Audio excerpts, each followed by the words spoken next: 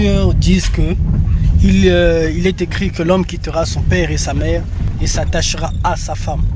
Donc ce qui fait que la polygamie n'est pas biblique, n'est pas bon pour Dieu, n'est pas bon pour l'homme. Non, ça c'est les conneries des chrétiens, et c'est les conneries des blancs qui nous ont amené ça.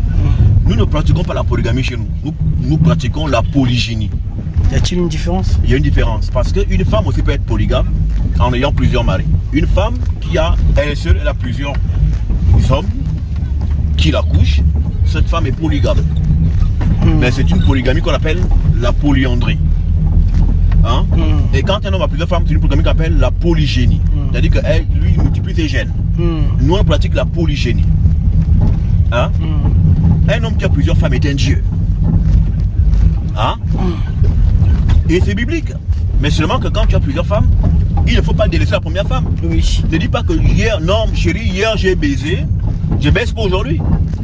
Tu as baisé hier chez la première, tu dois aussi baiser aujourd'hui chez l'autre. Il n'y a pas de non, écoute chérie, sois compréhensible. Il n'y a pas de compréhension. Un homme qui va avec deux femmes doit avoir un caleçon solide. Hein? Tu dois avoir un caleçon. Voilà, que là tu es un homme, tu bandes dur. Il n'y a pas que j'ai bandé hier, je dis je repose au Bangala, je baisse demain. Non, non. Tu as décidé de faire. C'est ce qui est écrit. Que lorsqu'un homme décide d'avoir plusieurs femmes, il doit répondre, il doit satisfaire sexuellement, il doit satisfaire financièrement, il doit satisfaire toutes les femmes, sans changer. Hein? Avoir plusieurs femmes, c'est quelque chose de divin. Parce que un homme qui a plusieurs femmes est un homme qui a plusieurs cachettes.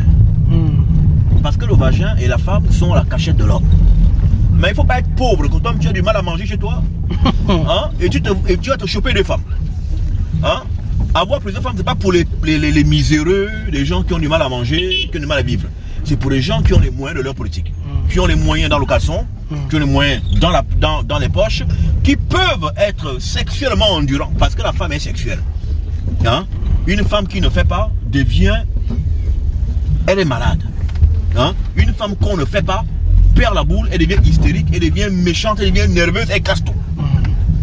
Donc il faut avoir du répondant dans le caleçon, du répondant dans les poches. Voilà. Et c'est bien d'avoir plusieurs femmes parce que ça nous permet d'avoir plusieurs enfants. Et l'enfant est le signe de l'éternité. Quand tu as plusieurs enfants, tu es aussi plusieurs fois éternel.